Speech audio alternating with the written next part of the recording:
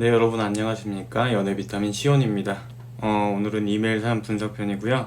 어떤 사연인지 한번 보도록 하겠습니다. 시온님이라면 이 사람이 왜 이런 행동을 하는지 아실 것 같아서 이메일 사연 보내드립니다. 안녕하세요. 저는 29살 여자고요. 어머니랑 같이 식당을 꾸리고 일하고 있습니다. 부천에 살고 있고요. 상대방은 30살 남자 학원 강사예요. 저희는 총 3개월을 만났고요. 서로 거리는 도보로 10분 정도면 갈 수 있을 정도로 가까운 거리에 살고 있습니다. 도보로 10분이면 거의 동네 주민이네요.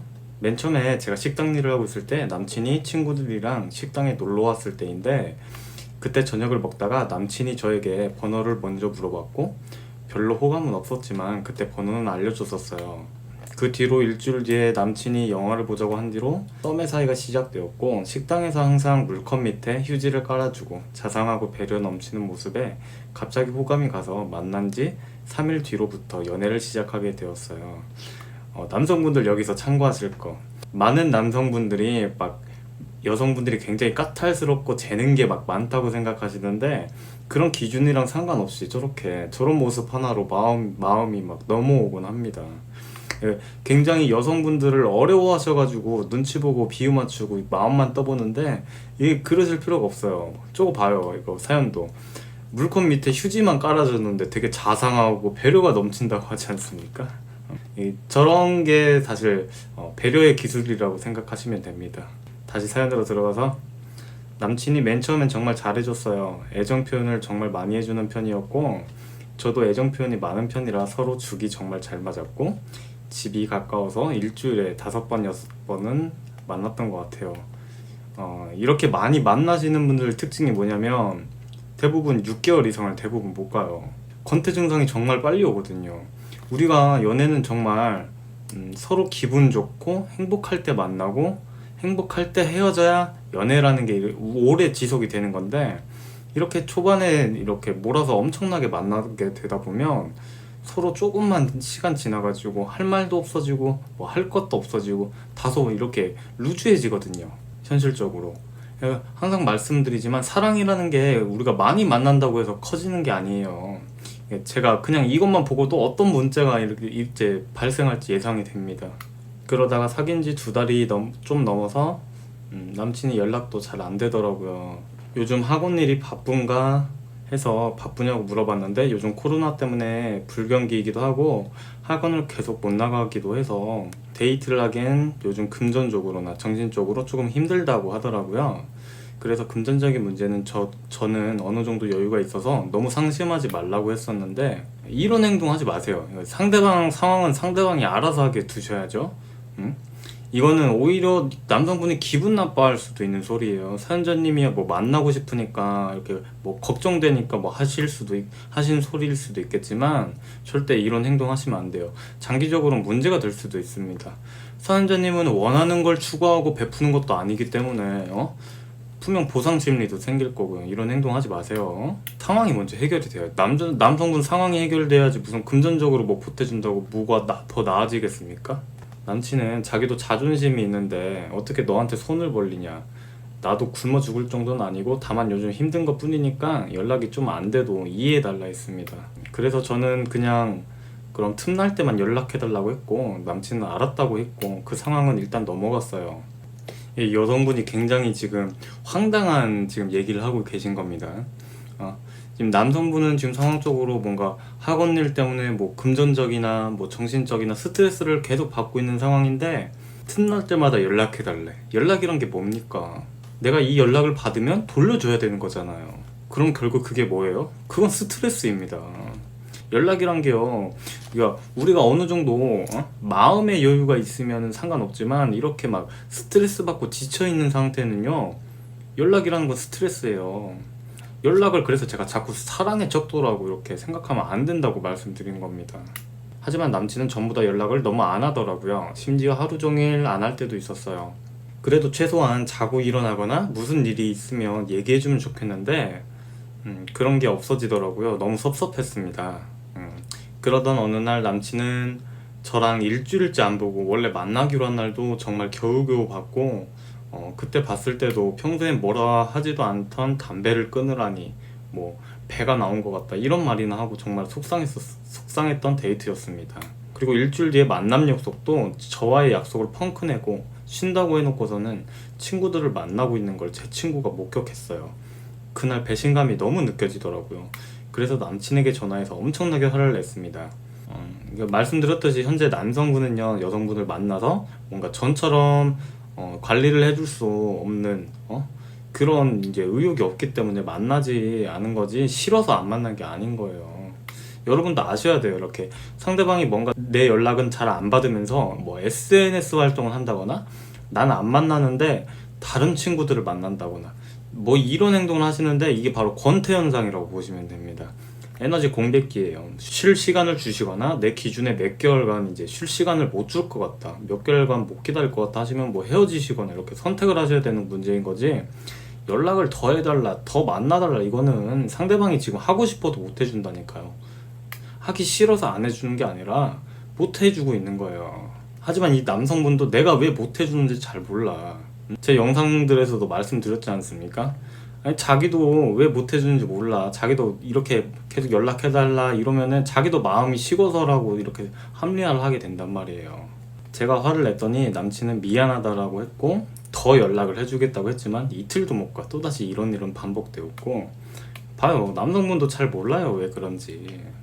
마음이 식은 거냐, 벌써 어떻게 나한테 이럴 수가 있냐라고 남친에게 조금 몰아붙였던 것 같아요. 그러자 남친은 서로 생각할 시간이 필요한 것 같다고 했습니다.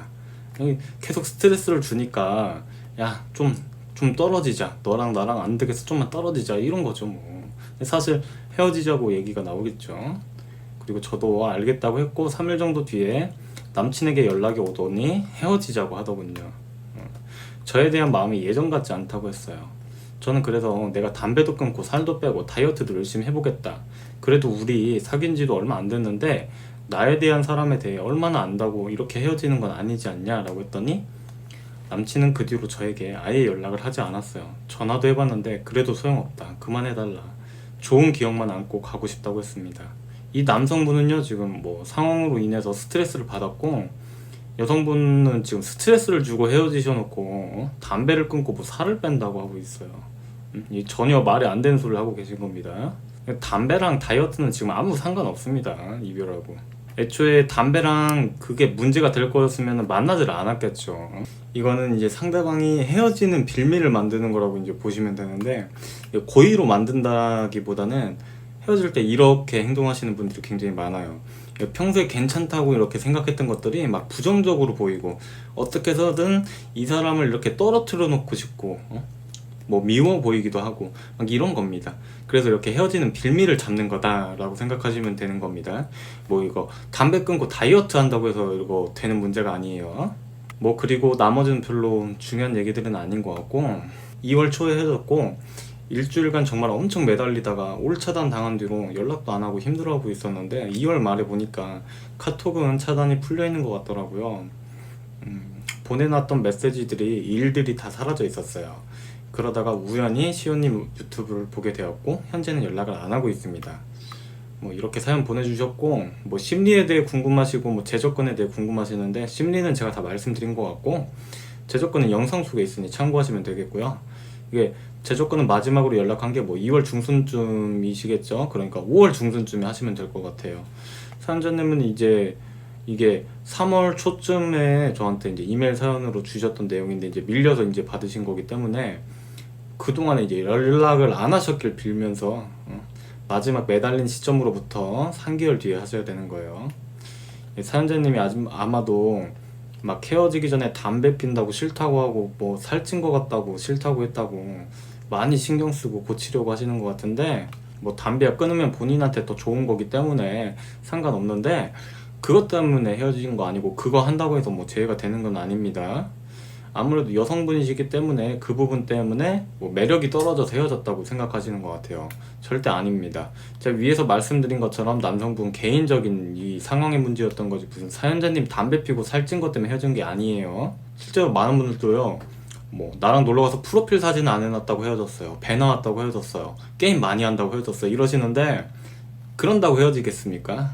그래서 헤어진 게 절대 아니에요. 이미 헤어질 상황이고 헤어지려고 빌미를 만드는 행동이다라고 보시면 됩니다. 그러니까 너무 마음 상해하지 마시고요. 우리가 권태기라는 건요, 어느 정도 이 사람이 나에게 열정을 쏟을 수 있는 에너지가 회복될 때까지 시간을 주셔야 돼요. 보통 한 달 안에 해결을 되기도 하지만 최대 6개월까지 가기도 해요. 그래서 이런 권태 현상이 일어났다고 느끼시면 쉴 시간 주시고 뭐 2달마다 연락해 보시고 이 사람 상태가 괜찮은지 이제 확인해 보시고 한두 달 뒤에 또 연락해서 확인해 보고 상태랑 상황을 확인해 보셔야 됩니다.